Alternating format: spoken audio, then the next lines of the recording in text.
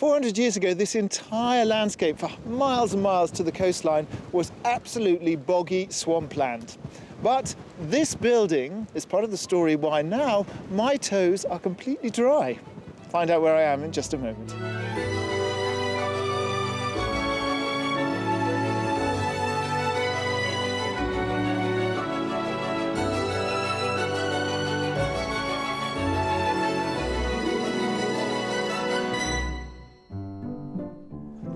On today's show, I have my work cut out fulfilling our house hunter's dreams. Look at that. A friend of mine commented the other day, so Jacqueline, what you're basically looking for is your nan's house. But I still managed to serve up some properties that impress. That's huge living space. That's absolutely extraordinary. Wow. Today we're in Cambridgeshire, and this is Streatham Old Engine, a pump house built in 1832, one of 100 examples scattered over the northeast of this county. They were originally constructed to take the strain off the 800 existing windmills that had been pumping water out of the fenland since the 17th century in order to turn it into good arable farmland. This is the only existing example still standing, and it's a wonderful piece of fenland history, but it's only the beginning of our tour of this historic county. The county of Cambridgeshire is located in East Anglia, with 8 bordering counties, including Lincolnshire to the north, Suffolk to the east, Essex to the south, and Bedfordshire to the west. The county capital is the city of Cambridge, whose university, founded in 1209, is amongst the very best in the world. Properties here are sought after and pricey at 150% over the national average. You don't have to travel far to experience a wealth of rural scenery. Wicken Fen is Britain's oldest nature reserve, taken on by the National Trust in 1899. Rising up from the fenland is Ely Cathedral, which dates back to the 11th century. Also in the town of Ely is the house of the Lord Protector of England, Oliver Cromwell, where he lived for 10 years. Houses in this northern fenland region are much more affordable, at nearly £100,000 lower than the national average. With cultural centres and wide open countryside, there's no doubt that Cambridgeshire is an appealing county to escape to. So there's a marked difference of price here in the county, with your money going much further in the north and you having to pay a hefty premium if you want to be close to Cambridge or down in the south of Cambridgeshire. Now that's not just because of good train links down to London, but also because the villages there regularly top those surveys asking where is the best quality of life in the UK. So let's meet our buyers and see whether they're willing to pay that premium and stay south or are looking for a bargain in the north. Today's house hunters are London-based teachers, Jacqueline and Alistair, who met each other through work. We teach English as a foreign language, and we also train teachers to do that. We were sent on a training trip. They needed 2 trainers to go to Peru, and our boss, we think he was a bit of a matchmaker. He sent us both. And the rest is history, as they say. They got hitched 2.5 years ago and have spent a large part of their married life on an incredible journey.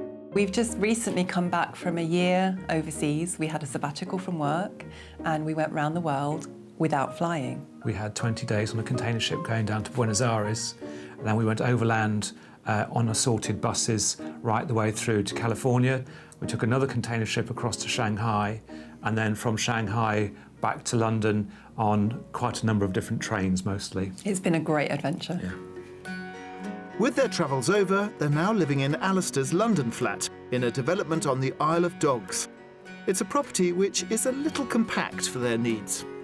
The flat we live in is actually quite a small 1-bedroom flat. In our kitchen, we can just about cook together, but we do end up kind of choreographing around each other because it is a small kitchen. I would say this current flat has restricted us in quite a number of ways. Partly we can't actually get all our own things in it, so unfortunately quite a lot of our stuff is in storage at the moment, so it'd be lovely to be reunited with that. An obvious need for living space is not the only thing driving this move. Our dream of escaping to the country is something that we've actually been wanting to do for quite a long time. Pretty much since we actually started being together, we realised that we both loved being in the countryside and going walking and doing things like that. So once we were together, we started talking about how we could make that happen. And the need to continue teaching has played a huge part in where they plan to move. We were really looking for a county that would allow us to still work and have the variety of work that we enjoy at the moment. And Cambridgeshire is perfect because of Cambridge. The universities, as well as all of the schools, will give us the same sort of variety, we hope, as we have at the moment in London. But it's not all work. Alistair is keen to develop his love of yoga and turn his hand to some new interests. I'd like to take up gardening and particularly growing vegetables. The idea of actually growing your own food is hugely appealing to me, so I'd like to have a go at doing that. And I'd also like to try my hand at brewing beer as well. If we've got enough space to do that, that'd be fantastic. I don't know whether I'd be any good at it, but I just want to have a go and see what I can come up with. With their flat already on the market, life in the country can't come soon enough. We've both lived in London a long time, and I know that when I've been, for example, on a train heading off to the countryside for the weekend, as soon as we hit the green fields, it just lifts me, and I want that in my life. I think the move will be a dramatic change for our lives. It will change where we work, where we live, and very much the sorts of things we do on a daily basis will change as well.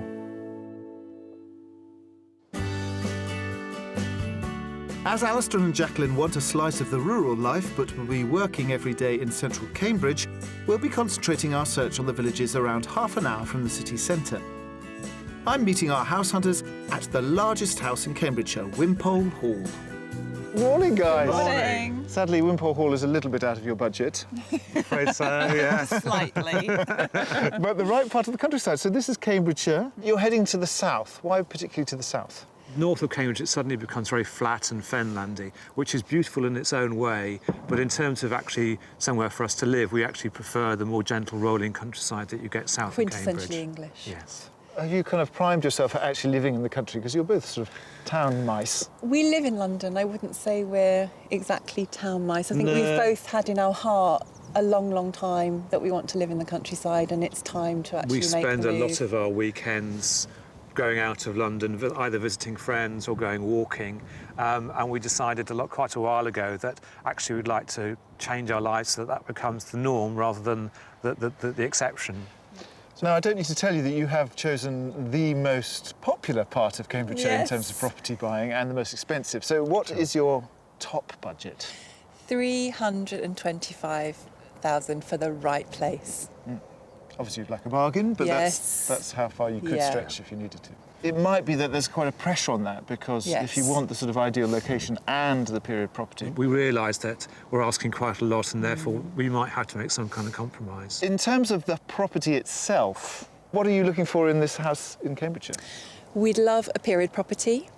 We'd love a lovely old fireplace with a wood-burning stove. I think or that's very important to have a Yeah, fireplace. that's essential. Yeah. And other period features, I think, maybe creaky floorboards or a little secret staircase in a cupboard off the dining room or little windows. Yeah, I need to feel in touch with the past, I think. And then 2 or 3 bedrooms, Okay. and then a slightly bigger kitchen than we have at the moment. At the moment, we're having to kind of squeeze around each other, and some kind of dining space. In terms of your readiness to move, what's the situation with the flat in the Isle of Dogs? Well, we've got it under offer. It's in solicitors' hands at the moment, so fingers crossed the sale will go through. Oh, you are ready. Yeah, we are. Definitely. Absolutely. We've got 3 lovely properties lined up. Fantastic. And, you know, there's some things that match, some things that might, you know, have to be compromised on. Sure. Tantalising. But I'm looking forward to showing them to you. Lovely. We So can't wait. Let's head off. Follow me. Wonderful. For a maximum budget of £325,000, Alistair and Jacqueline are looking for a period property with lots of character, 2 to 3 bedrooms, a garden to start cultivating a vegetable patch, located in a village with a reasonable commute to Cambridge city centre. And we have 3 promising properties to tempt them with. And after each house tour, I'll be asking them to price the house before I reveal it. One, of course, will be our mystery house, which gives our house hunters something new to think about. You've been all the way around the world, and you're coming to little old Cambridgeshire. Yes. Are you going to be sort of getting cabin fever here?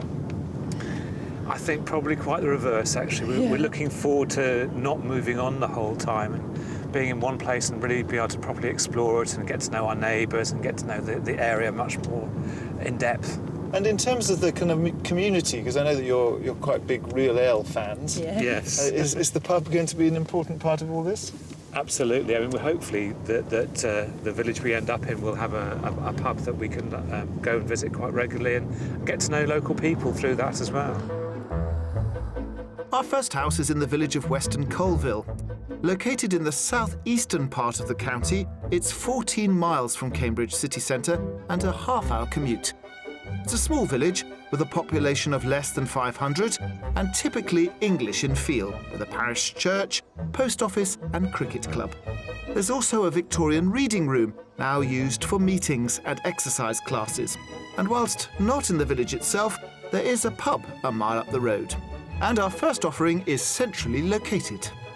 Come in through your own white picket fence. Thank you. Wonderful. Here's property number 1. Lovely. I love it. It's double fronted, lovely little garden at the front. The door with the knocker. Yeah, it's fantastic. It looks absolutely lovely, doesn't it? It's a terrace building. These were farmers' cottages back in the 1860s. Yes. Lovely period property. Yes. Yeah. I love the detail above the windows on the ground floor. Yeah. Let's look inside. The period features on the exterior of this 3-bedroom Victorian cottage have struck a chord with both Jacqueline and Alistair. And I think inside won't disappoint either. Come on into the warm. See if you can take it all in. It's a lot to take in straight off the road. It's wonderfully cottagey. It's lovely, isn't it? I Yeah. love the beams and the fireplace. Is that open? Yes, it works. Okay. It's an open working fireplace. They just so new floors. It would have been. They had some actually very nice Cambridge white bricks on the floor, which have been recycled elsewhere. Right. Yeah, it's good quality, isn't it? It looks very authentic. Yeah. I love this little door. I love these. Yeah, that's okay. Tick. Yes, I was wondering if that's what you like, the sort of nooks and crannies. Yeah, very much so. Yeah, and even the little archways and the little windows. And the slightly bowed ceiling as well is rather nice. Yes. It actually shows real character. Yeah, and this would be a lovely living space, I Yes, It certainly would. think. Yeah, definitely. If indeed this is the only living space. Oh, Oh. you can't just say that and do nothing. But it is the only living space. No. Should we explore a bit further? Yes, please. absolutely. This house is deceptive as the current owners have remodelled and extended the property to create an unexpected rear space. Ta-da! Oh my goodness, Oh my word. that's a huge living space. That's This is absolutely extraordinary. Wow. And there's a range Oh yeah. and another living room. A second living room. Isn't it great? Is this somebody This else's is place? way bigger than I expected. Yeah. The brickwork there looks really nice, but is that the brickwork that has been Exactly. taken from the living space? So the white brick is quite a characteristic of Cambridge. Yeah. Yes. And those were originally on the floor, and they were Right. recycled here, and also you see in the inside of the hearth where the log burner Oh, is. that's a lovely idea. I Yes. can't believe we would have this much living space. No, I know. I kind of didn't expect it to be quite as big as this, actually. And it's got a lovely feel to it, hasn't it? Yeah. Let's have a peek upstairs, because you wanted Right. bedrooms. Yes. Got bedrooms. There's more. It seems the spacious downstairs has taken our house buyers by surprise. The upstairs is smaller, but still has room for 3 bedrooms. There are 2 to the front of the property, a family bathroom, and then the master suite. You have 3 lovely bedrooms. Gosh, 3. 3. Wow, Wow. okay. And they're all sort of the same size. None of them are massive. Right. This one is being used as the master because it has an ensuite. Ah, right. We're not big ensuite fans because we'll be living on our own. I'm just looking at that thinking whether you could then have a bigger bedroom here Yeah. if you sacrifice the ensuite. Well, of course, you could have this as the guest room and use one of the other rooms Yes. as your Yeah. master bedroom. What's interesting for me is I'm really thinking about this place and like, would I live here? So it's really making an impression. That's what we like. Yeah. Good. Well, there's one more thing to see, and that's the garden. Right. Okay. Let's go and see that. Lovely. The house itself has got the character, space and cottagey feel thereafter, and outside the good news continues with a garden that caters for all their needs. Oh, it's gorgeous. It's quite a long garden. It is. Wow. Great vegetable patch. Yes, I can see it all. They put in some raised beds here in the corner there, but you could easily do more. What's nice about this, I think, is that you do have the variety of you have a nice sitting area Yeah. and also space to do things, but it's not overwhelming, so we won't be having to spend our entire free time doing the garden. No. Exactly, yes. It It's would not... be quite low maintenance, Yeah. wouldn't it? Yeah. But let's turn back to the house and talk about the price, the all-important price. Yes. Crunch time. Crunch time. So how much do you think this is on for? Okay. You'll So go first. I'm going to be an optimist and say £310,000. I actually think it might be even slightly more than that, so I'm going to Okay. go for 315. Right. 315. Oh, fingers crossed. Fingers crossed. Well, this is good news for you because this is on the market for £300,000. Excellent. Oh, fantastic. Great. OK, that's really good Okay. to know. Mm-hmm. So you haven't seen the bedrooms upstairs. You haven't No. really had a chance to kind of root around. Yeah. Sure. Have a little mung around and see what you think. That would be lovely. And I'll meet you at the Fantastic. front door. Okay, OK, thank you. Wonderful. In you go. It's a pretty good result for the first house. Lovely garden, lovely space indoors, pretty good location, and in budget. Pat on our backs. Well under their top figure of £325,000, this characterful Victorian workers' cottage has period features throughout for Jacqueline, an unexpectedly large amount of living space, and a garden which means Alistair can start on his veg-producing plans. And all this located a half-hour's commute from central Cambridge. Okay.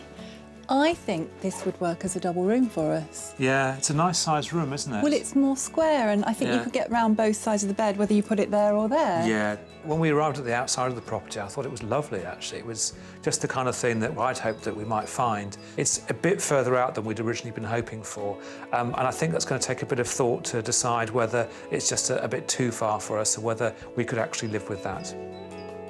I think the highlight is just the amount of living space. There's an embarrassment of living space in this cottage. We couldn't believe it when we came through from the living room at the front to the living space behind at how much there is. I'm picking up that one fly in the ointment might be the distance from Cambridge. A bit too far, but actually, for the budget, this is pretty good distance. OK, guys, you're done? OK, yeah, Yeah. absolutely. Wunderbar. So pull the door behind, Okay. because we have got another house to visit. Great. Wonderful.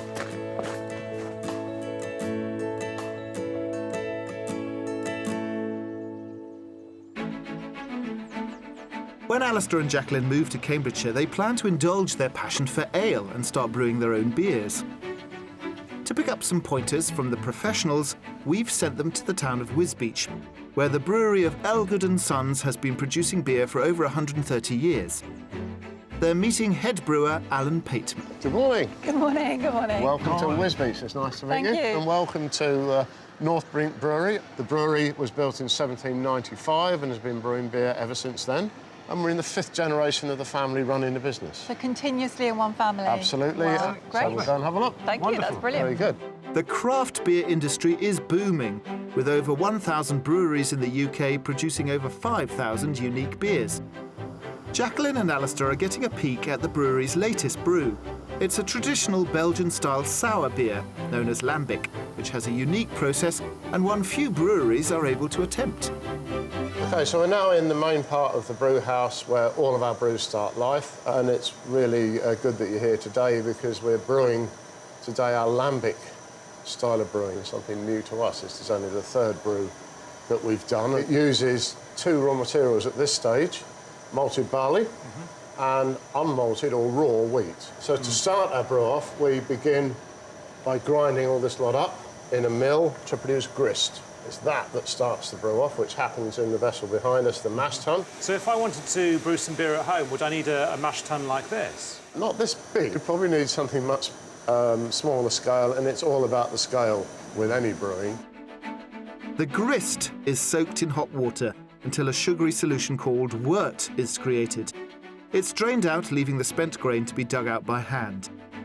The solution is pumped to a large copper vessel where hops are added and the brew is boiled for 2 to 3 hours.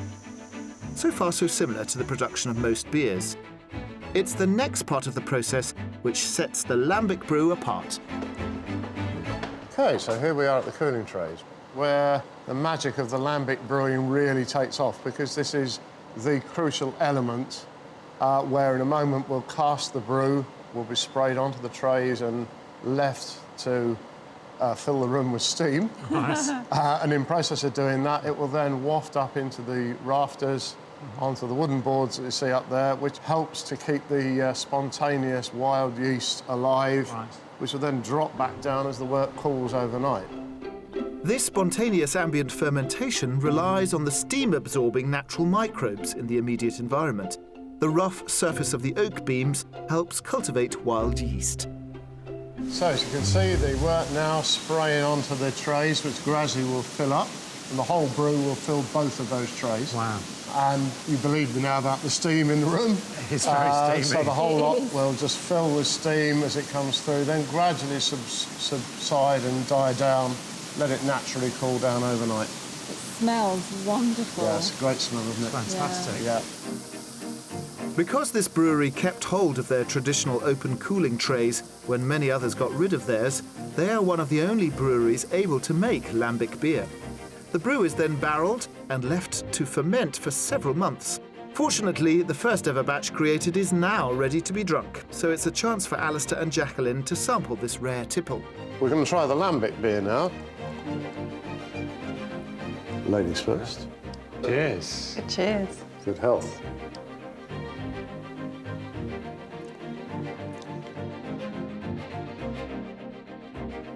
Quite cidery, really, Yeah. in its flavour. Absolutely gorgeous, I think.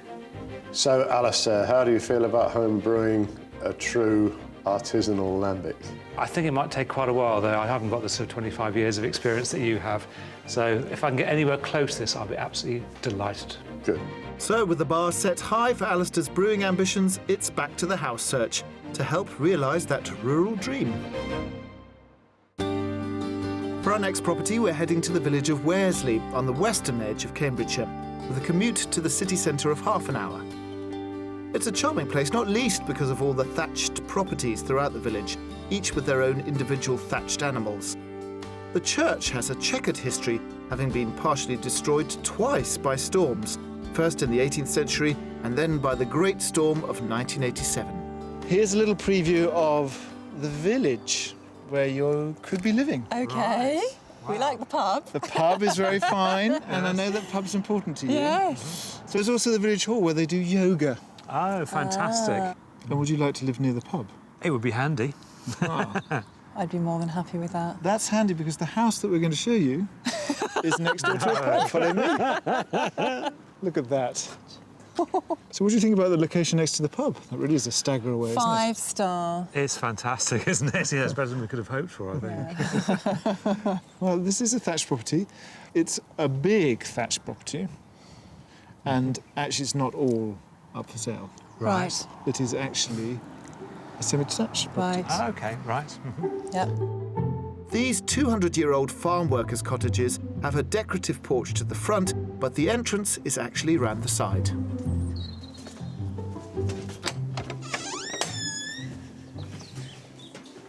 Come in here first. This is the kitchen sort of dining room. And actually, feels like quite modern. This doesn't really have the period Yes, features of the no. other parts. What do you think about the size of the kitchen? Because obviously it's a different layout. It's smallish, I would say, but I mean, it's not horrendously small. If we go into the other part, you get to see a bit Yeah. more of the history of the Yes, house. Okay, that would be fantastic. good. More of a connection, yeah. The kitchen may not have the character they're after, but I don't think that will be a problem elsewhere in this cottage. So, step back 200 years. Yeah. Wow. Gosh, this is very different from the kitchen, isn't it? Yeah. Yeah. You see what I mean Totally about different this? feel. Lovely proportions in this room, aren't there? Yeah. So is this a bit more in terms of the scale that you're looking for? Yeah. What I felt about the other place was that the space downstairs was overwhelming in a way. It was more than we could possibly have hoped for, which is great, but we would also be happy with less, I think. Is that fair to say? I think so, yeah. It is cottagey. It Yeah. ticks that box, definitely, yeah. And then around the corner, you've got sort of a big study area and the staircase. Next to the living room is the other main living space, currently used as an office area. It's a fantastic study area, isn't it? It is. Oh, I could just sit there all day. I wouldn't want to commute to Cambridge. I'll just get some work from home and not move. So even though it's a much smaller property, you seem to be more sort of taken by the periodness of it. Yeah. A friend of mine commented the other day, so Jacqueline, what you're basically looking for is your nan's house. And there are lots of things about this property that, although it's a different age, there are lots of things like curved wood and not rendered walls and things that remind me of my nan's house in here. Just the general feel of it. Let's take a peek upstairs, can I? Johnson, either way. Thank you. The only remaining room on the ground floor is a shower room which could be used by guests. Upstairs there's a landing connecting a bathroom to 2 double bedrooms, one at the back and one at the front. So this is the master bedroom. Right. It's small, but I guess it's just about big enough, really, isn't it? I think so. You can get around both sides of the bed. Yes. You know, would you even consider taking the door off so that you didn't have that awkward thing? Yeah, possibly. Because it's only us living here. Yeah, yeah. We could that might rehang help. it so it opens the other way. Yes. Oh, you're very wise. Yes. Let's go and look outside, because that's also slightly quirky. I'd say Jacqueline's nostalgia has made her fall in love with this property much more than Alistair. Let's see if the garden can swing things for him. So the outside layout is quite unusual in this property. Yes. You've got the tail end of this outside building, and then you have this, which is one of your gardens. One. Gardens. Okay. Gardens. We like a house with gardens. We do. So this is the bit that's obviously attached to the house. You've got the patio area, and they've got a little shed there and some terracing at the bottom. If you take a long walk through these woodlands, you get to your own little quarter-acre of essentially Oh, wow. allotment space. Yeah, a veggie plot. Fantastic. Yes. What do you think the price of this puzzling property is? I reckon this is probably on the market for 285,000. I hope it's under budget as well, £280,000. Well, you're in the right ballpark, but perhaps a little optimistic. It's actually on the market for £5 English short of 290,000. Okay. Ooh, okay. Okay. Interesting. Yeah, that Lot gives of us food for thought. Yeah, absolutely. Yes. For £35,000 under their top budget, this thatched farm workers' cottage offers 2 quirky living spaces, tons of period features, which Jacqueline has completely fallen for, 2 compact double bedrooms, and a variety of garden spaces, both near the house and across the village. The biggest positive, it's not something particularly tangible, but there's this just general feeling that it's a warm, quirky old house that somehow reminds me of my nan's house. And that is a big plus for me. There's actually a lot of land here, but the fact that it's not all in one space and the fact that it actually is so much land is making me realise that perhaps having a big garden isn't so important. So that's this house all done. In fact, all our house chores for the day done. Now's our Okay. time to mull it all over. Yes, I think we need lots of time for that. Come with me.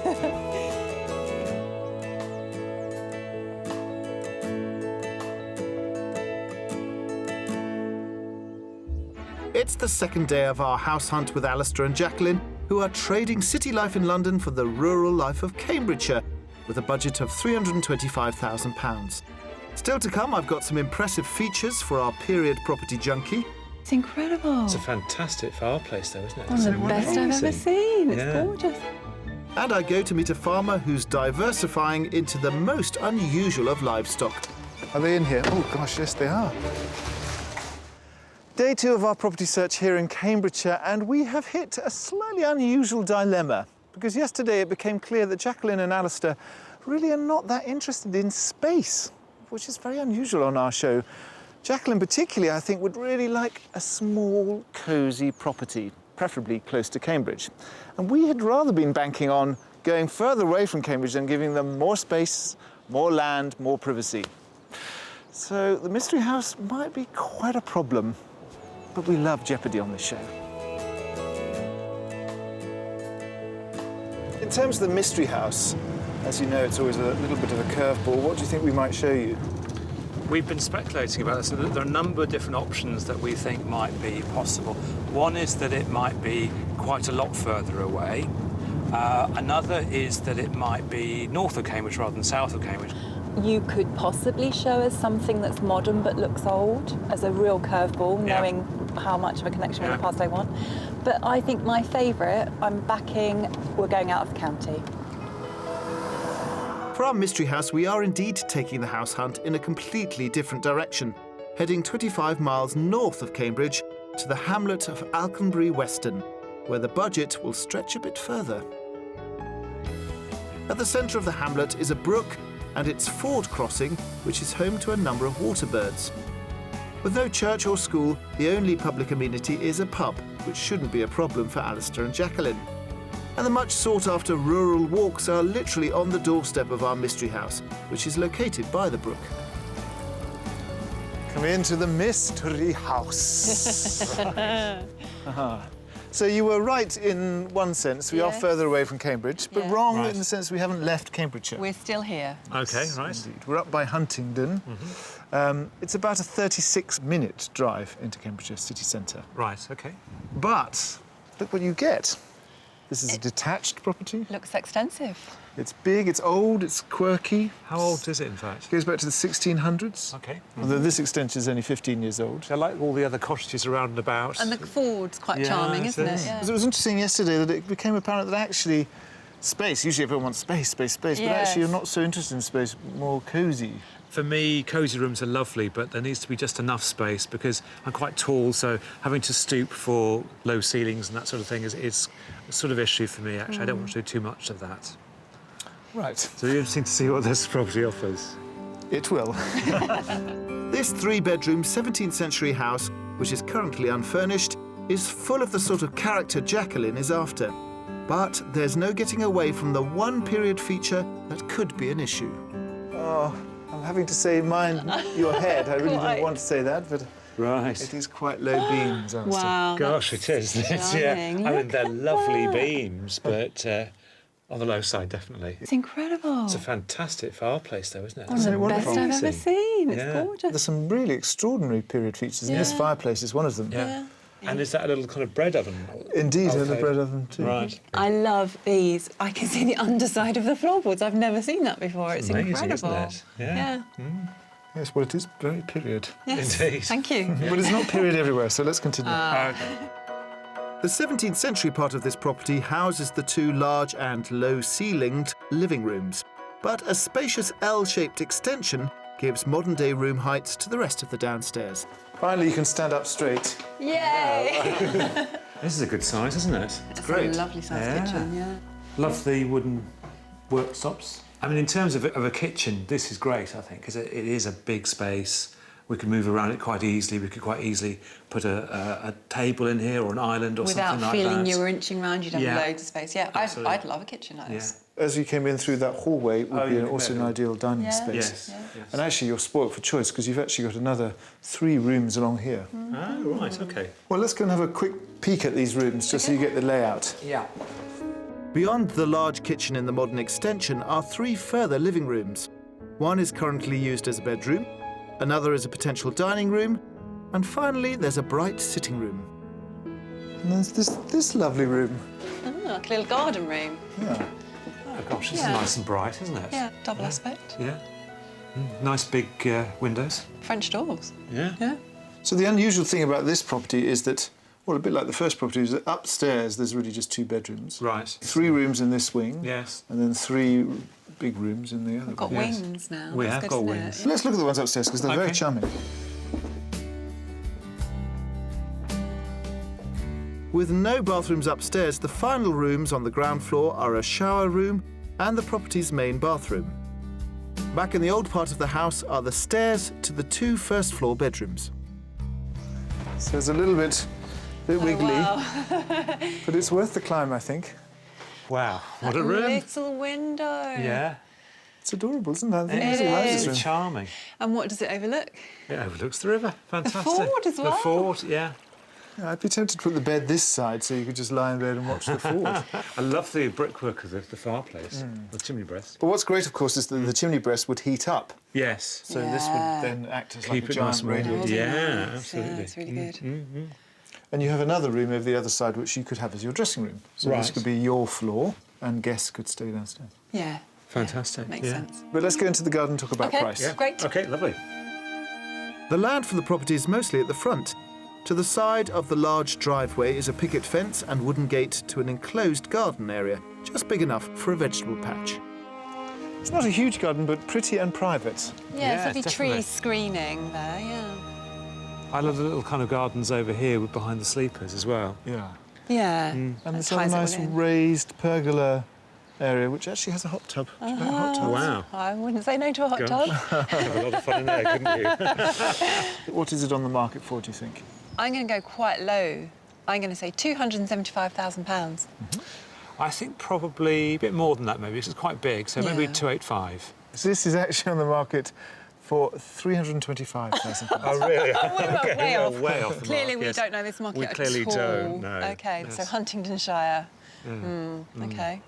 Have a little wander around, see what takes your fancy, Okay. and then we'll head off to make some decisions. OK, lovely, fantastic. thank you. It's so interesting, isn't it, when the price is so off the mark. It says a lot about what the people think about the house.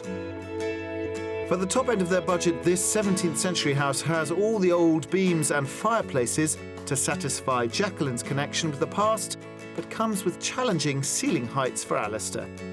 There's ample space with 3 bedrooms and 4 living rooms, and outside there's enough room for a veggie patch. But located in the more affordable north, it is a little further out from Cambridge. No question, this Inglenook fireplace is absolutely stunning, with the seat next to it and the little bread oven. This is 5-star for me. In terms of the downsides, I suppose the first one that comes straight to my head is location. It's way out of our area of search. I don't really know where I am. The biggest positive for the mystery property for me was probably the lovely old period character part of it. The 2 main lovely old rooms were, for me, almost unusable, I'm afraid to say. Moving around the main bedroom upstairs was quite a challenge for me. So time, I think, to regroup and discuss all the houses. Yes, Fantastic. Let's head away from here. lovely. Somewhere else to the wind.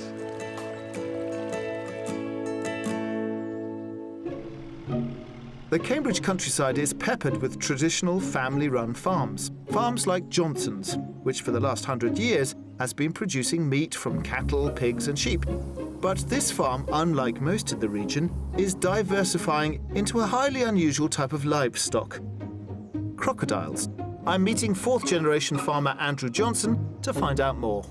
Morning, Andrew. Morning. You've got some beautiful livestock here. I did notice some rather exotic buffalo. Are they buffalo on the way in? Yes, Yeah, but that's not the most exotic thing. You've got your crocs. yeah, it seems to be one everyone picks up on. Unsurprisingly. How long ago did the first crocodiles arrive? I think 10 years today is actually when the first ones turned up. Presumably long term you want to breed them to sell them as meat. Yes, that's what we're hoping. Crocodile meat is white, it flakes, it's very high protein, and it's got all the value for fish. From economy point of view, it could turn into a large industry. Can we go and see? Yep. Crocodile meat is high in protein and lower in cholesterol and fat than chicken. And it's believed there are anti-carcinogenic and anti-arthritic properties too. Keeping crocodiles requires a dangerous wild animal licence obtained from the District Council, who inspect for animal welfare and safety of enclosures. As crocodiles can grow up to 10 feet long and have a bite 100 times more powerful than a large dog, it's a long way from farming cattle. Are they in here? Oh gosh, yes they are. How many are in here? There's 4 adults in here, 3 females and a male, and then the 2 babies separate in the corner. So how old do they grow? They should live in captivity well in excess of 100 years, because in the wild, when they're eventually going to die is when they run out of teeth. They grow about 2,500 teeth in a lifetime. In captivity, we're feeding them smaller bits of meat, so their teeth last much longer. Are they quite placid? Yeah, 9 times out of 10, they're quite happy to get on with their life. And that 10th time, what do they do? That's when you go a little bit faster. I am very impressed. I'm particularly impressed that you're going to go in there and feed them. The crocs are used to Andy being in their enclosure, but he still takes a safety board to protect his legs.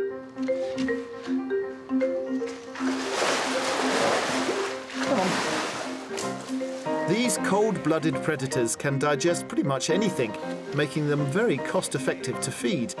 They can also go for many months without eating. Known as brumation, they lower their metabolic rate and don't require food.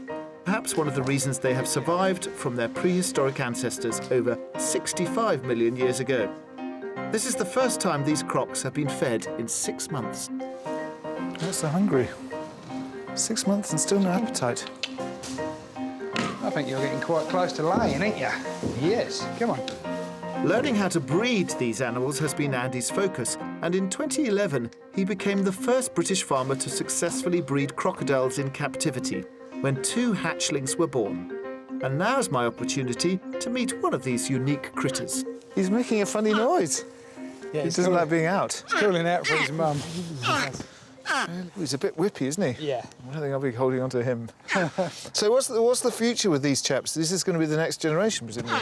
Yes, this is our proof that we can get them to copulate and we can hatch eggs in our environment. And is the idea that we're all going to be eating croc steaks for dinner? Yeah, cod's getting more expensive. Crocodile is very versatile. It works very well battered for chip shops. So you've tasted it. What does it actually taste like? Nearest thing to say is going to be monkfish. So do you think the British public will ever overcome their sort of squeamishness about eating crocodile? Yes, I don't see it being a problem. People aren't afraid of trying anything, and especially when they start to find out the health properties and everything else. You're the future. Do you know that? You're the future with very sharp teeth. Yeah. With his proven breeding record, Andy now hopes to import 50 crocodile babies from Kenya to start farming for public consumption. His modern farming venture could make Cambridgeshire the future croc capital of the UK.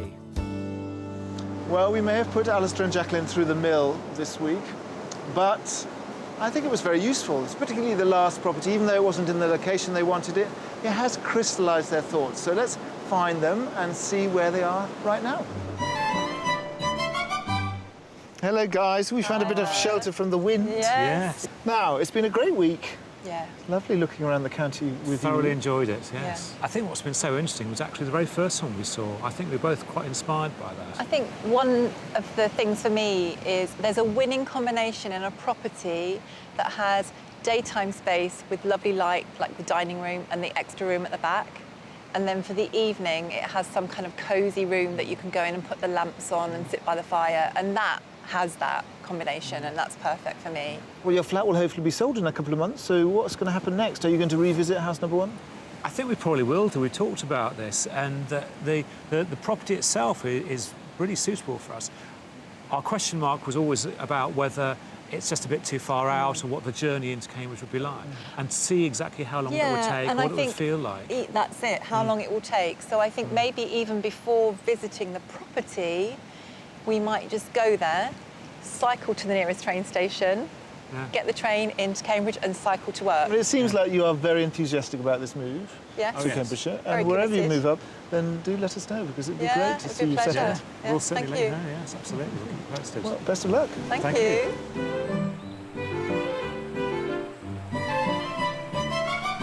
It's been lovely looking around Cambridgeshire. It's not a county that I've been to very often on this show. And so thank you to Alistair and Jacqueline for bringing us here. And also it's been quite interesting showing them around, because unlike most contributors on this show, they've decided they probably want less space for their money instead of more. But the UK is very varied, as are the property buyers in it, as are you. So I hope that you join us next time for more adventures on Escape to the Country. And there's been good news. Jacqueline and Alistair decided the commute from the first property wasn't going to be a problem and put in an offer which has been accepted. All things being well, they should be out of London and living in Cambridgeshire in a matter of weeks. If you'd like to escape to the country in Wales, Scotland, Northern Ireland or England and would like our help, you can apply online at bbc.co.uk/be on a show.